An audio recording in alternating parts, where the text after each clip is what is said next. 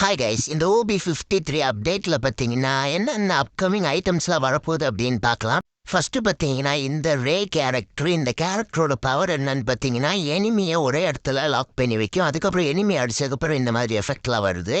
Next பார்த்தீங்கன்னா இந்த ஒரு அண்டர் வாட்டர் பிளேஸ், இது பார்த்தீங்கன்னா நம்ம ரிவர் சைடு கிட்ட இருக்குது. இந்த பிளேஸ்க்குள்ளே பார்த்தீங்கன்னா எல்லாமே சூப்பராக இருக்குது, கிராஃபிக்ஸும் நல்லா இருக்குது.